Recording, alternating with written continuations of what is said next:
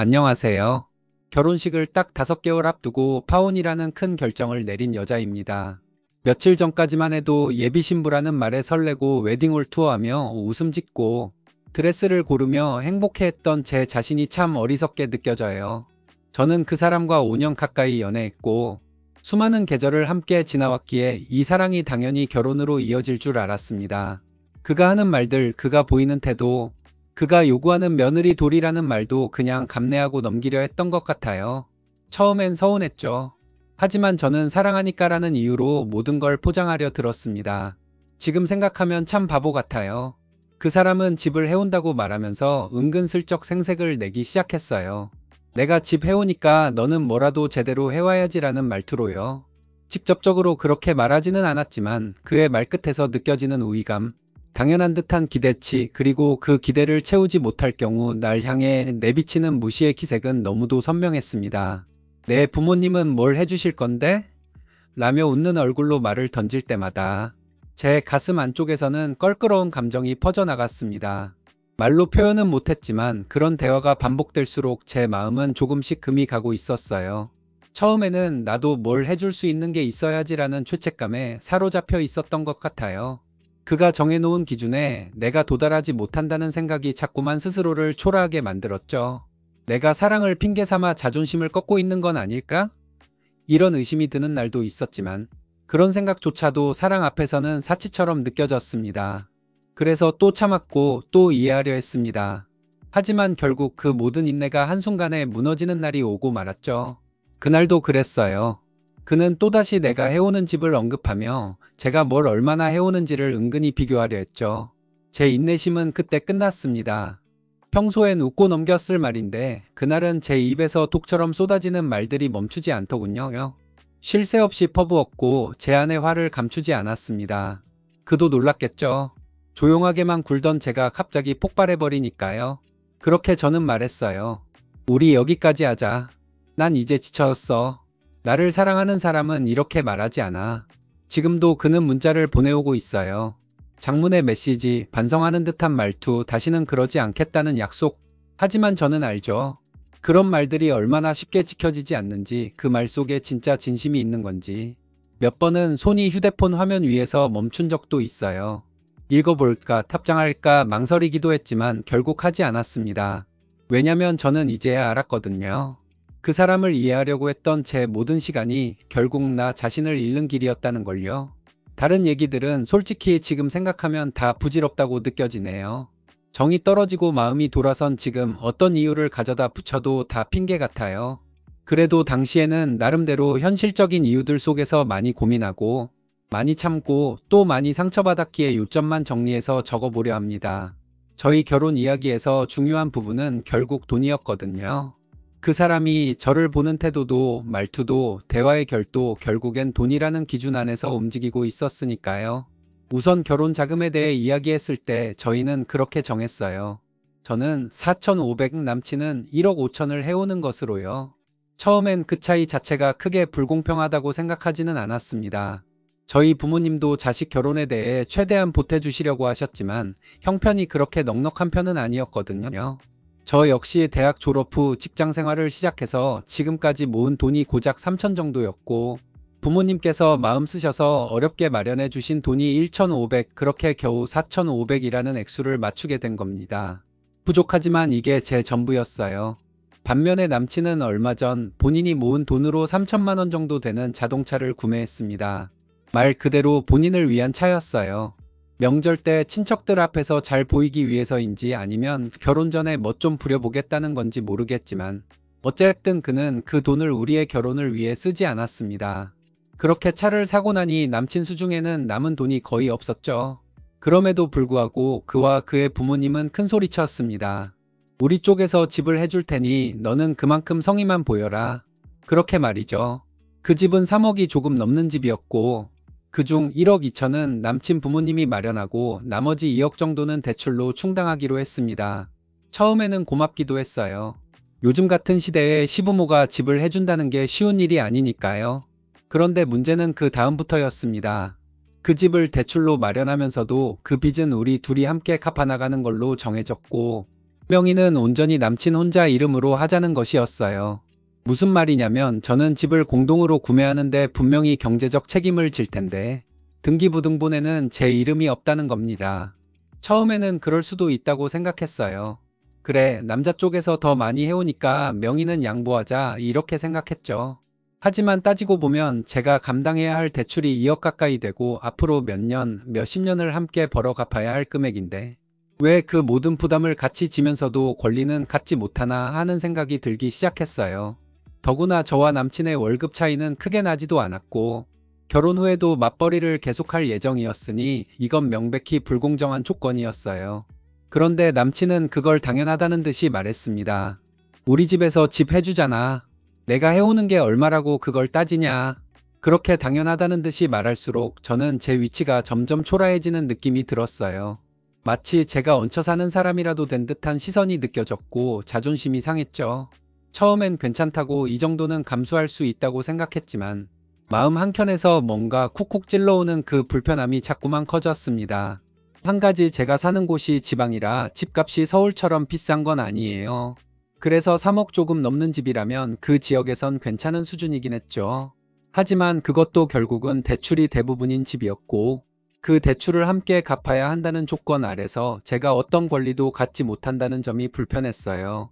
단지 남자 쪽에서 집을 해준다는 명목 아래 모든 경제적 책임이 실은 공동 부담인데도 명의는 남친 혼자라는 말이 저를 사람 아닌 물건처럼 느끼게 만들었거든요. 사실 요즘은 반반 결혼이 대세잖아요. 친구들 이야기를 들어봐도 남녀가 서로 상황에 맞춰 조금씩 양보하면서 시작하는 게 일반적인 분위기더라고요. 저도 그걸 모르지 않았습니다. 남친 쪽이 더 많이 해온다는 사실도 인정했고요. 그래서 처음엔 제가 양보하는 쪽으로 생각했어요. 현실적으로 불균형한 부분이 있더라도 결혼은 결국 같이 사는 거니까요. 그런데 점점 이상하게 느껴졌어요. 한쪽이 양보를 하면 상대도 조금은 배려해주는 게 맞다고 생각했는데 남친은 점점 더 자신의 우위를 당연하게 여기는 태도를 보이더라고요. 그래서 한 번은 남친에게 이야기했죠. 처음부터 완벽히 반반은 어렵겠지만 시간이 지나면 수입도 비슷해질 테고 그러면 진짜 반반으로 맞춰가면서 살아가자고요. 그게 서로에게 덜 부담이 되는 방법 같다고요. 그런데 남친은 단호하게 거절했습니다. 싫어.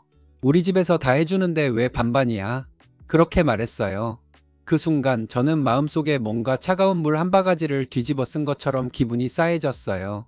그 말이 단지 재정적인 거절이 아니라 사람 대 사람 사이의 균형을 무시하는 것처럼 느껴졌거든요. 문제는 거기서 끝이 아니었습니다. 남친은 그 뒤로도 계속해서 저의 자존심을 건드리는 말들을 아무렇지 않게 했어요. 예를 들면 내가 아니었으면 너 지금도 고시원에서 시작했겠지. 아등바등 힘들게 살아봐야 고마운 줄 아는 거야. 같은 말들이었죠. 그 말들은 단순히 무심하게 툭 던진 게 아니었어요. 마치 자기가 나보다 우월하다는 걸 끊임없이 상기시키려는 듯한 뉘앙스였거든요. 특히나 내가 해온 집에서 사는 것만 해도 넌 감사해야지라는 식의 태도는 정말 듣기 불편했어요. 그 순간 저는 내가 결혼 상대가 아니라 받아야 할 은혜를 입은 존재로 여겨지는 기분이었죠.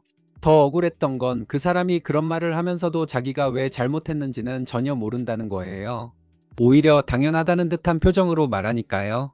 그렇게 계속되다 보니 저는 점점 위축되고 말도 조심하게 되고 마음이 다치기 시작했어요. 남친은 부모님이 많이 해주셨다는 이유로 자기가 결혼 생활에서 주도권을 가져야 한다고 굳게 믿고 있었고요. 그러니 저보고 결혼하면 시댁 우선으로 살아야 한다고 말하더군요. 장남이니 제사도 잘 챙기고 명절엔 무조건 시댁 먼저 가고 결혼하면 시부모님이랑 가까이 살아야 한다는 말도 계속 덧붙였죠. 그런 이야기들 솔직히 저도 어느 정도는 준비하고 있었어요. 저 역시 남친 쪽이 집을 해오니까 며느리로서의 도리는 다 하자고 생각했거든요. 안 하겠다는 것도 아니었고 제 역할을 피하려던 적도 없었습니다. 부모님도 그런 성격 아니셨고요. 오히려 저희 부모님은 제가 결혼하면 시댁 어른들께 잘하라고 항상 말씀하셨던 분들이에요.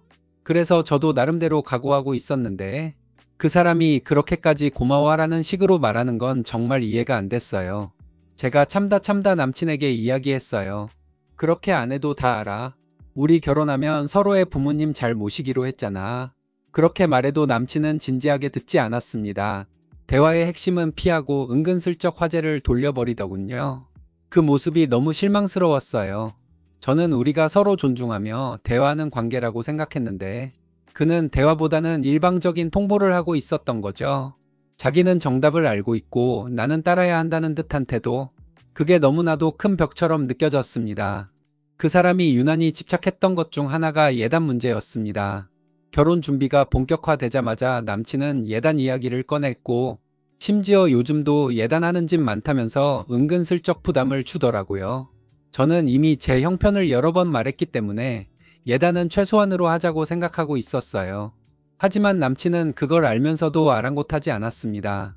뻔히 제가 가진 자금이 4,500이라는 걸 알면서도 당당하게 예단으로 입을 정장을 200만 원짜리로 고르고 시계는 무려 500이 넘는 제품을 집어들었어요. 그냥 자존심이 너무 상했죠. 물론 처음부터 제가 그걸 흔쾌히 해주겠다고 말한 건 아니었습니다.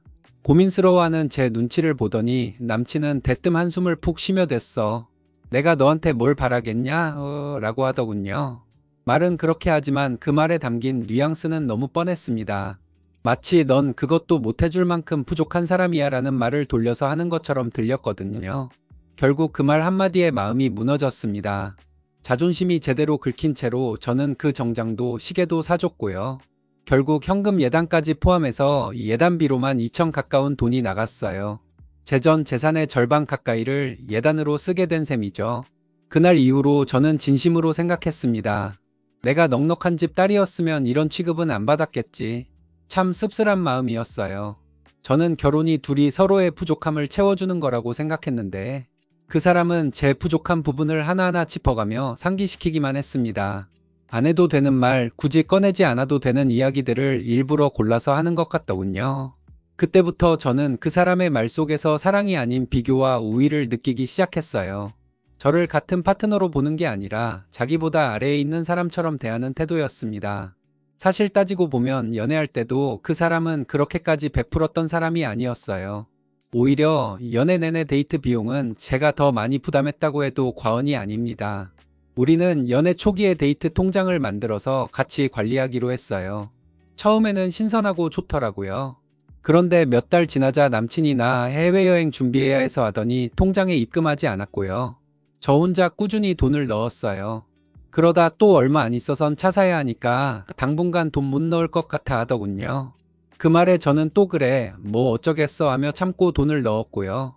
결국 그 사람이 차를 사고 나서는 유지비가 너무 많이 든다고 또 못 넣겠다는 말만 했습니다. 그 와중에도 데이트는 계속해야 하니까요. 통장은 계속 쓰였고 저는 입금하고 그는 소비만 했습니다. 저는 이걸 가지고 따지지도 않았어요. 연애니까 누구 하나가 조금 더 부담할 수도 있겠다고 생각했고 나중에 형편이 좋아지면 서로 메꿔갈 수 있다고 믿었죠. 하지만 문제는 그 사람은 처음부터 그럴 생각이 없었던 것 같아요. 남녀 평등을 그렇게 강조하던 사람이었는데 실제로는 자기한테 유리한 방향으로만 그 말을 해석하더라고요. 저는 그 사람에게 뭘 바란 게 아니었어요. 단지 고마워라는 말 한마디, 미안해라는 태도 하나면 됐어요. 그런데 그 사람은 마치 제가 해야 할 걸 안 해서 본인이 손해본다는 식으로 말하더군요. 지금 생각하면 그 데이트 통장은 그 사람을 위한 용돈 통장이었던 거죠. 제가 그렇게까지 했는데도 결혼 이야기가 나오자마자 그는 저를 한낱덜 해오는 여자로 평가하기 시작했어요. 연애 때의 모든 감정과 기억이 그 순간 싸구려처럼 느껴졌습니다. 얘기를 계속하다 보니까요. 정말 이 남자는 내가 생각했던 것보다 훨씬 더 이기적이고 훨씬 더 답답한 사람이더라고요.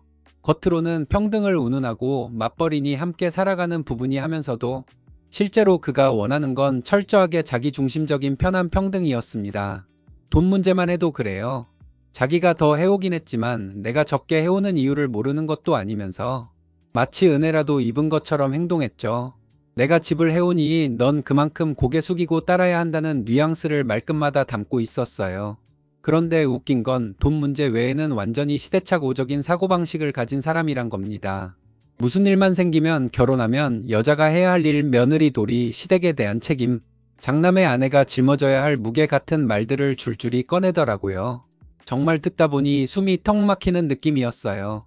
처음에는 참고 넘기려고 했지만 하루 이틀도 아니고 매번 비슷한 얘기를 들으니까 반발심만 커져갔어요. 어느 날은 정말 도저히 참을 수가 없어서 그 사람에게 정면으로 물었어요. 너 가진 것도 없잖아. 그런 형편에 우리 집에서 집 해주고 다 해주는 건데 넌 지금이라도 우리 집에 엎드려 절해야 할 판이야. 근데 뭘 받을 건 또 당당하게 받으려고 해?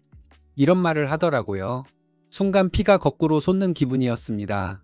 내가 무슨 거지였던 것도 아니고 내가 이 결혼을 통해서 무슨 얻어먹을 욕심만 있는 사람처럼 말하니 자존심이 무너져 내리더군요. 너무 억울해서 눈물이 났어요. 제 자신이 너무 초라하게 느껴졌습니다. 눈물을 꾹 참고 있는데도 눈물샘이 말을 안 들었어요. 속으로 내가 이 사람하고 정말 결혼하려 했던 건가 싶을 만큼 후회가 몰려왔죠. 근데 제가 울고 있는데도 그 사람은 미안하단 말 한마디 없이 이렇게 말했어요.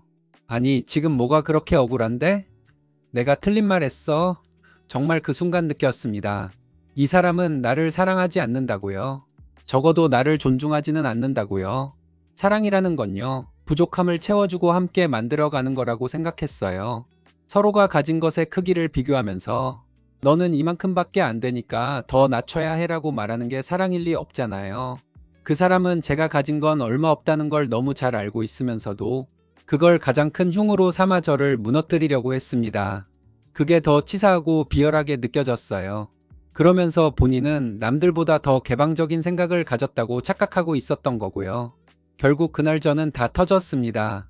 예쁘게 살고 싶었던 마음, 사랑을 지키고 싶었던 마음, 양가 부모님 사이에서 중재하려고 했던 그 수많은 노력들이 순식간에 다 무너져 내리는 느낌이었어요.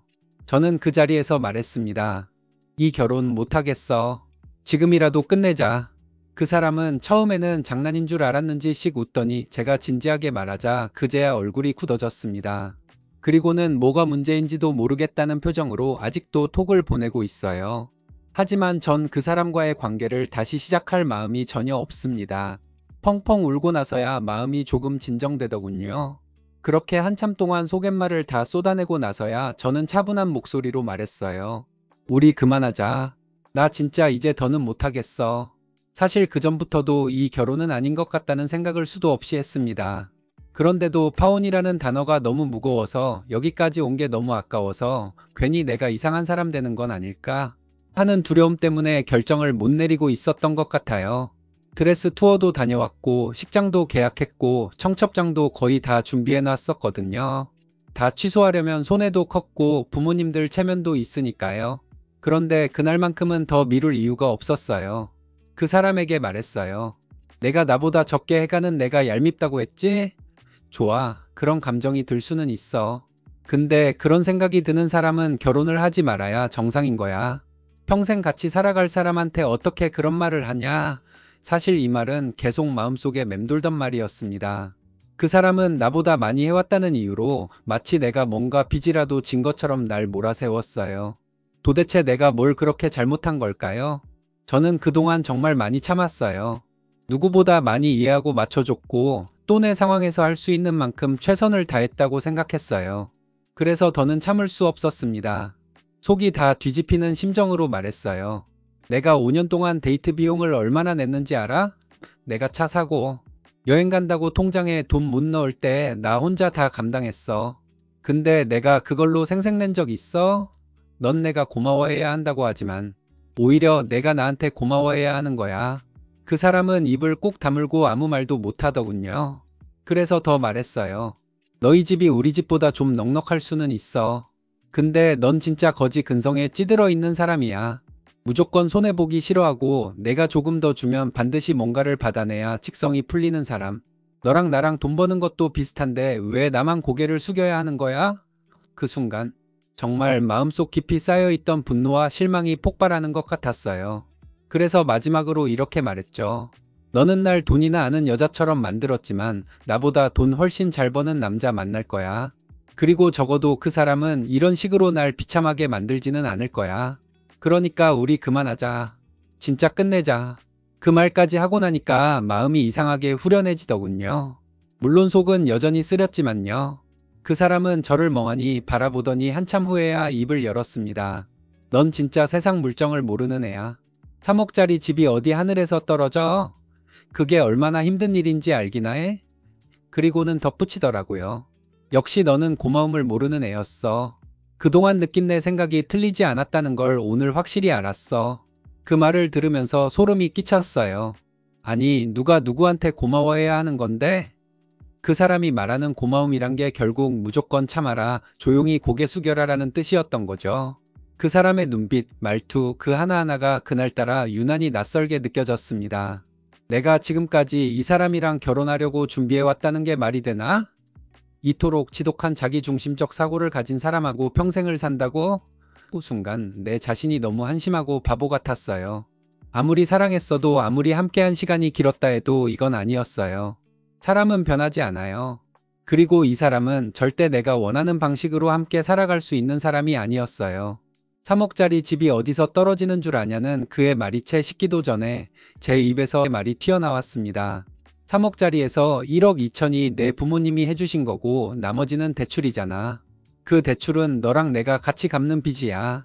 그러니까 내가 무슨 대단한 걸 다 해준 사람처럼 생색내는 건 말도 안 돼. 말은 똑바로 해. 저는 그 말이 진심으로 하고 싶었어요. 그 사람은 마치 자기가 3억을 뚝딱 해온 사람처럼 행동하고 있었거든요. 똑같이 맞벌이하면서 집 대출까지 함께 갚아가야 할 사람이 저였는데 그는 마치 저를 얹혀 사는 사람처럼 취급했어요.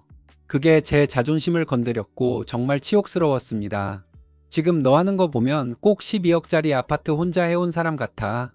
너 지금 이딴 식인데 결혼해서는 집안일도 나한테 다 시킬 거고 시댁에 가서는 종처럼 굴라 하겠지.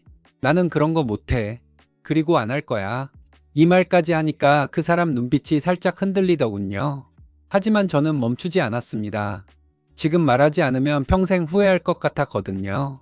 너는 그런 집안일이나 명절 챙기고 제사 지내는 것들이 공짜라고 생각하지? 그게 다 시간이고 노동이고 감정 소비야. 그걸 다 돈으로 환산하면 얼마나 되는 줄 알아?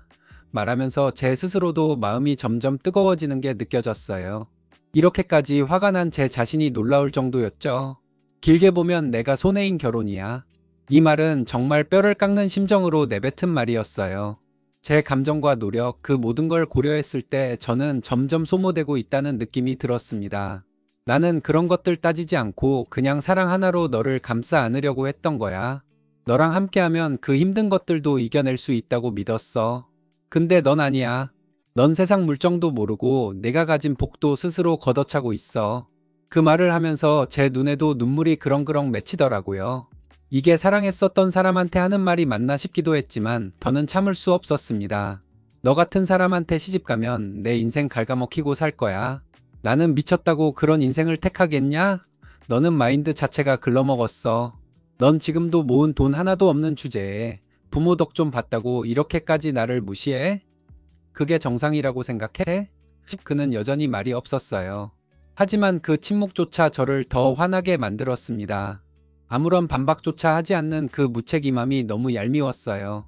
너는 그저 너 스스로가 가진 능력 부족에 대한 콤플렉스를 나를 밟으면서 해소하려는 사람이야. 자기 자격지심을 이렇게나 찌질하게 풀면서 나를 깎아내리고 나한테 고마워하라니 정말 가관이다. 제 말이 거칠어진 건 알지만 멈출 수 없었어요. 그가 나를 상처 주는 방식이 너무도 익숙하고 치사했기 때문에 그에 대한 분노가 가라앉지 않았어요. 그런 너의 찌질한 자격지심 받아줄 여자 찾아서 잘 살아봐. 나는 아니야. 나 같은 사람은 너 같은 남자한테 시집 안 가. 제 안에서는 이미 모든 정이 말라버린 지 오래였거든요. 그 사람은 여전히 자기가 대단한 걸 해줬다는 듯이 행동했지만 실제로는 연애하는 내내 저만 손해보고 있던 느낌이었어요. 나는 앞으로 너처럼 유세 떨고 자존심 긁는 남자 말고 나랑 비슷한 감성으로 대화가 통하고 배려할 줄 아는 사람 만날 거야. 그러니까 우리 파혼하자. 그리고 각자 갈 길 가자. 그 말을 듣고 그 사람은 입을 꾹 다문 채 말도 못하고 그냥 어안이 벙벙한 표정으로 저를 바라보더군요. 그 모습이 어이가 없으면서도 한심했어요. 지금까지 저를 얼마나 만만하게 봤으면 이런 말 들었을 때 저렇게 말문이 막힐까 싶더라고요. 저는 그 자리에 더 있을 이유가 없었습니다. 그냥 조용히 일어나서 나왔어요. 속이 다 시원했죠. 후회도 두려움도 없었어요. 오히려 이제야 끝냈구나 싶은 해방감이 더 컸습니다. 집에 도착하자마자 그 사람에게서 전화가 계속 왔습니다. 화면에 그 이름이 뜰 때마다 짜증이 밀려왔어요. 뻔한 얘기겠죠. 자기 잘못은 반쯤만 인정하면서 그래도 결혼 준비했는데 다시 생각해보자느니 서로 고치자느니 그런 말일 테니 굳이 들을 필요도 없었습니다. 전화를 받지 않았어요. 그리고 다음날 아침부터는 톡이 쏟아지더라고요. 처음에는 읽지도 않았습니다. 귀찮았거든요. 내용을 봐도 대충 짐작하는 말들이었고 제가 다시 그 관계로 돌아갈 마음은 1도 없었으니까요. 하지만 퇴근길 문득 한번 톡을 열어보게 됐습니다. 역시나였어요. 내가 생각이 짧았던 것 같다. 만나서 다시 얘기해보자. 서로 조금씩 양보하면 잘해볼 수 있지 않겠냐? 같은 말들이 줄줄이 적혀 있더군요. 순간 헛웃음이 나왔어요. 그렇게 한참 동안 나를 아래로 깔아뭉개던 사람이 이제 와서 다시 만나자는 말을 아무렇지 않게 할 수 있다는 사실이 어이가 없었습니다. 그래서 톡으로 짧고 강하게 단호하게 보냈습니다. 더 이상 잘해보고 말고 할 거 없어. 난 끝났어. 너 같은 사람이랑 다시는 엮이기 싫어. 그리고 이어서 이렇게 말했어요. 너 나한테 거지같이 붙어서 연애 내내 돈도 별로 안 쓴 거 고맙게나 생각하고 살아.